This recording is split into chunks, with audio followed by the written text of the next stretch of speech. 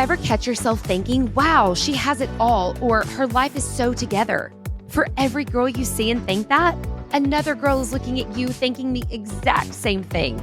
Welcome to This Is For Us. My name is Noël, and between my own life's journey and working with hundreds of women, I've realized we're all way more alike than we think.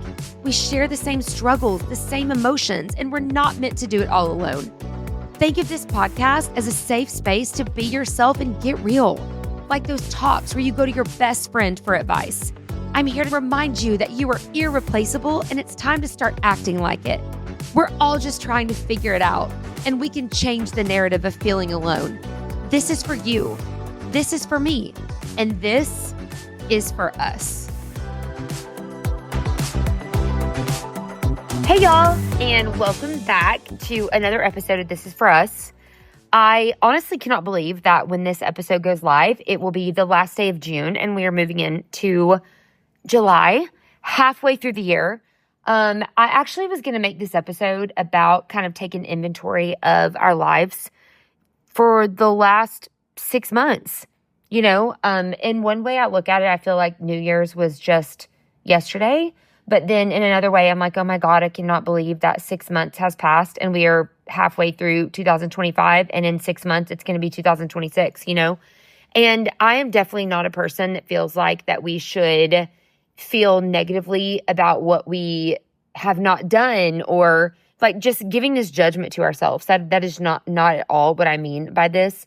But one thing that I do think that we should do is look back at how we felt when the new year started and think to yourself, what were the dreams that I had? And maybe you were like, you know what? I hate New Year's. This is bullshit. I'm not doing it. I don't give a shit.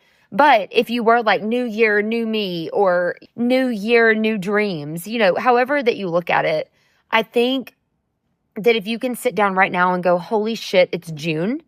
And what have I done for myself in the past 6 months? What has made the hair on my arm stand up? Have I made myself excited? Have I done something that I wanted to do? And just because that you wanted to do it for no other reason. And do I mean like taking a trip to Vegas? Maybe. Do I mean going to Home Goods? Maybe. Do I mean going and getting a really freaking expensive coffee and going and sitting by yourself in the car and scrolling TikTok? Maybe. I mean, as big or as small or as in between as you want it to be, what have you done for yourself and your life? Or are you on the freaking hamster wheel just every single day serving your job, your husband or your wife, your children, your coworkers, your friends, your family, just all the people around you? And y'all, life is so short, you know? Like, I literally think about this all the time. I'm like, this is the only life that we are going to get. We get one life. This moment that I'm sitting here with you, I will never get this moment back. You will never get this moment back that you were sitting here listening to me ramble on. And I'm not saying that in a sad way. I'm saying it in a way of live for yourself. It's amazing that you have a significant other. It's amazing that you have kids and that you have a family and that you have a job and that you have all these things. Like, hell yeah, that's amazing and that's incredible. But also you have yourself. And at the end of the day, you came here with you and you're going to leave here with you. And that's all you've got. So are you making yourself the happiest that you can possibly make you? Are we going to be happy and just living on the edge and excited and happy as shit every day? No, of course not. That we're not. But can you pay more attention to yourself and this one life that you've got and making your heart light up just a little bit more? Yes, you need to do that. And I am sitting here trying to tell you, like, y'all, as I sit here talking to you, I am literally sitting here at the Bellagio in Las Vegas, looking out the window at the Bellagio fountains, at the Paris Hotel, at the Flamingo, drinking Cosmopolitan, by myself in this hotel room, happy as hell to be talking to you. Because the thing is that I just want to be the person to light you up, to tell you to do the thing. And again, maybe it's not Las Vegas. Maybe it's the beach. Maybe it's Marshall's. Like, maybe it's TJ Maxx. Like, maybe it's taking a drive by your damn self to the lake. It doesn't matter what it is, but do it. Whatever makes you happy, whatever just, again, makes the hair on your arm stand up. And Y'all, I want to take this moment to tell you this story because I don't think I've ever told this story on the podcast. I am on my second Cosmopolitan, so I'm sorry if I ramble more than ever, or I'm sorry if I tell you a story that I've already told you, but this is worth telling. So anybody who knows me knows that Vegas means so much to me. This city is magical to me. There is just something about the atmosphere, the lights, the glitz, the glam, the possibility, the opportunity. It's magical. And the reason why Vegas means so much to me is it the lights? Is it whenever you're standing on the strip and you're looking around, it's mesmerizing? A little bit, but for me, that's not why it's magic. So I want to tell you quickly why it is.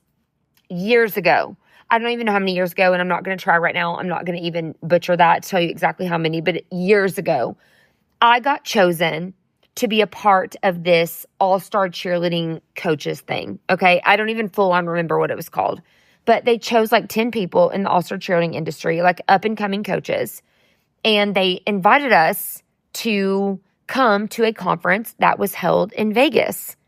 And y'all, I had Open Diamonds All-Stars. I did not have 2 damn nickels to rub together. I didn't have shit, y'all.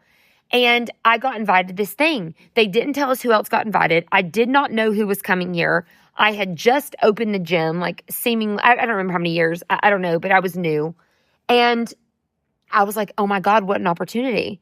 But how in the F am I going to afford that? How am I going to do that? You know, I was terrified, but then at the same time, I was like, how do I pass it up? Do I go to Vegas alone? Do I not? Like, what an opportunity. I don't know. And so I get on whatever website it was. I don't even know what airline I flew, y'all. I have no idea. But I get on there. I'm looking at the flights. I'm like, holy shit, how am I going to afford this? I'm just going to have to run my credit card up to the max to be able to do this. You know, hell, F it, I'm going. You know, I don't want to say the F word on here. Normally I would, but I just feel like that's inappropriate. Anyway, F it, I'm going.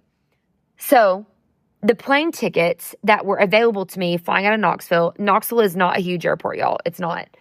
And there weren't a lot that were available, especially in what I felt that I could put on my credit card. And so I book a flight, and the flight it was like an overnight red-eye flight or some shit. I had a very long layover. I got to Vegas at like 7 a.m. Vegas time, okay? And so alone, completely alone, everybody. And by the way, this is like not important, but just things like I don't think I'd ever flown by myself before. And I almost missed my flight, running through the Charlotte airport, last one on the plane, sitting in the middle, just not well traveled. Anyway, you just a kid with the world by the tail, looking back, but at the same time, just scared as shit, didn't know myself, had no money, knew nothing. So could definitely look at it negatively, but can also look at it as, my God, the world of opportunity. Anyway, I make it to Vegas. They held the flight for me. I get on it. I make it to Vegas. I get to Vegas. The conference was at the Westin, not on the Strip. It's off the Strip if you've never been to Vegas, okay? All of y'all, the Vegas Strip is what you see on TV. It's all the everything. And this hotel was slightly off the Strip. So I walk into the Westin, and I had no idea about this at the time. I walk into the Westin. It's early in the morning, okay? I go up to the desk, and I'm like, hi, I'm here to check in. She's like, I'm so sorry. And by the way, I was going to have a roommate, and I knew this, but they would not tell me who the roommate was.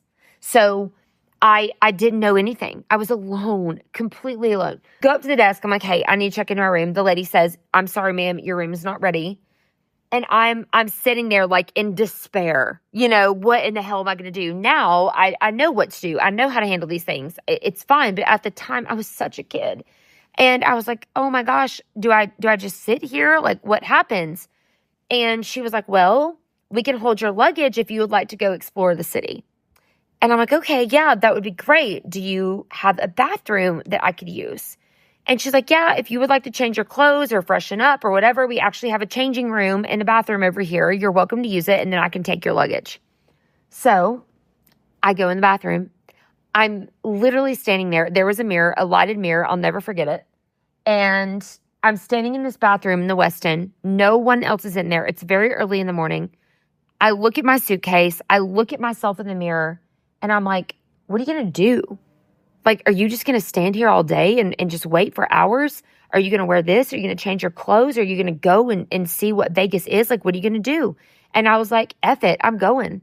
And I put my suitcase on the floor. I got out an outfit.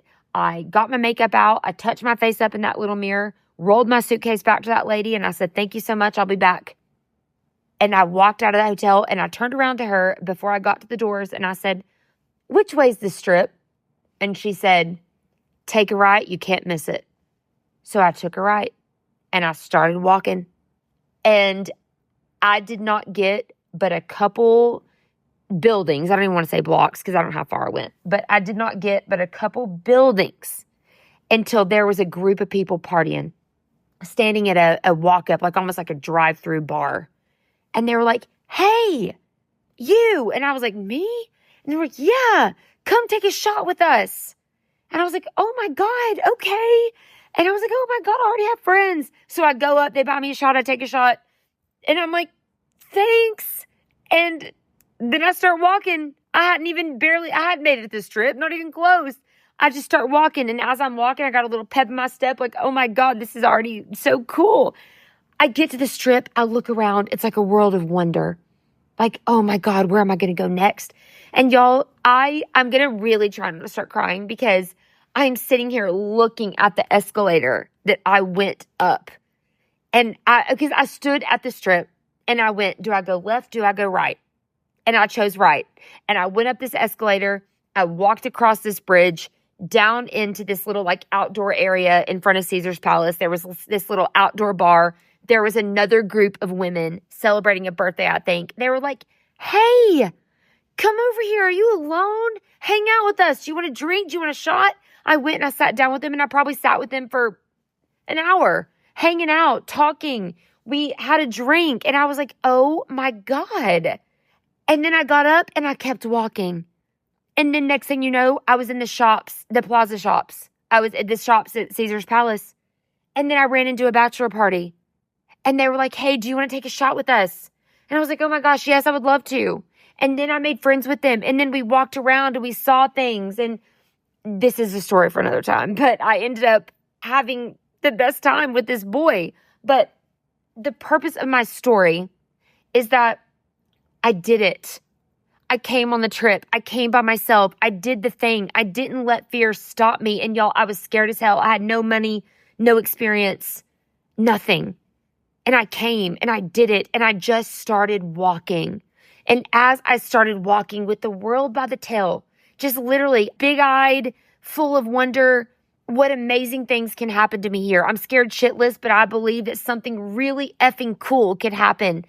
A couple days later, before we left, after I did the conference and all the things, it was my last night here.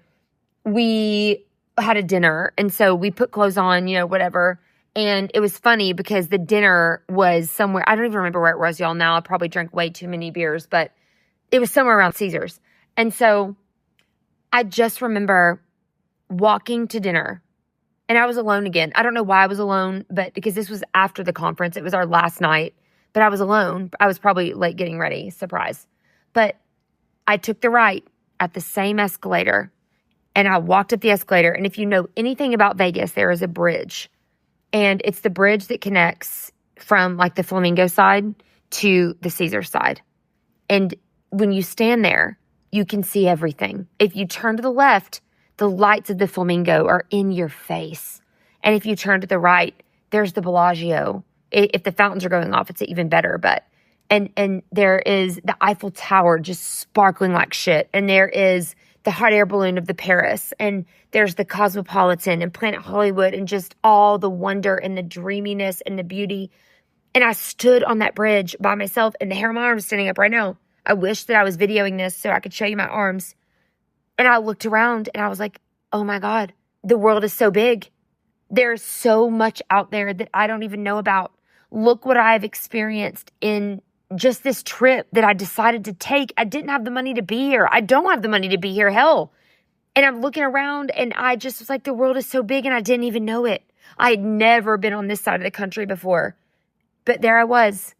And y'all, that experience, I will never forget. It like came over me that I could do anything and be anything. And I was going to do it. And I was just going to get as many experiences and draw in as much beauty and just be this light and have this like beautiful energy about myself. And that all I wanted to do was just experience and just be a part of as much as I possibly could and just take in all this world of wonder. And that's why I love Vegas so much, because it changed me. I took a chance. I did it. I lived it. And oh my God, I'm so thankful that I was brave enough to come on that trip. Just this little girl from Tennessee, all alone, coming out here. And I'm not trying to sound pitiful. I wasn't pitiful, but I was a brand new business owner, not a shit clue. And I know shit clue doesn't even make sense, but not a shit clue what I was doing with my life, doing in the world. I did not have all of the money in the world to run a credit card up to fly to Las Vegas by myself for this conference that I knew nothing about, but I did it. And I'm so thankful that I did. That experience changed my life. And that is what I'm trying to tell you today, is that you never know what experience can change your life.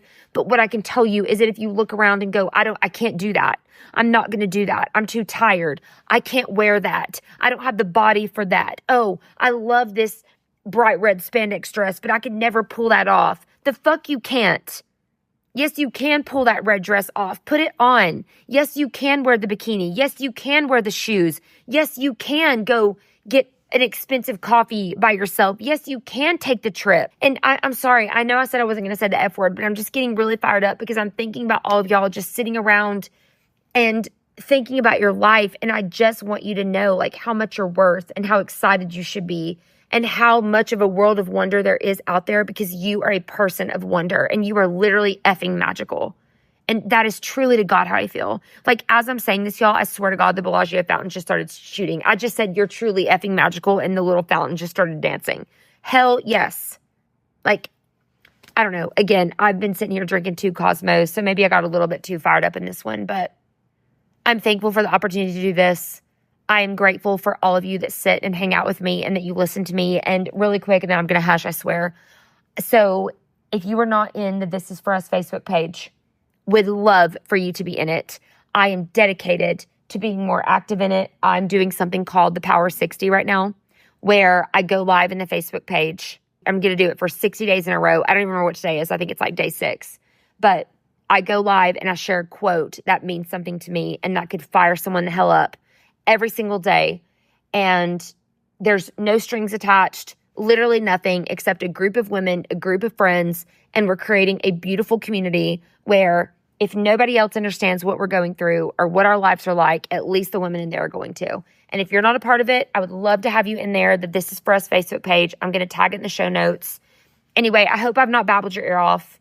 I love you. I know that you could be doing anything else with your time right now, but the fact that you're sitting with me means everything. And I hope that you have got a light in your heart. I hope you've got chill bumps. I hope that you've got a fire under your ass, literally watching the Bellagio fountains going right now.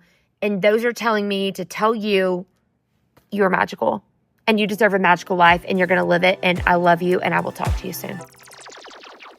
Thank you so much for listening. I know you could be doing anything in the world right now, so the fact that you've chosen to spend this time with me means everything. If this episode resonated with your heart, or if you have a topic you'd like me to touch on, please shoot me a DM on Instagram at Noël Roberts Coley. I'd love to hear all about it, and thank you personally for listening. If you want to know how to support the podcast, I'd be forever grateful if you'd share it with a friend and leave me a 5-star review. Until next time, please remember that we're all just trying to figure it out. We're in this together, and this is for us. I'll see you soon.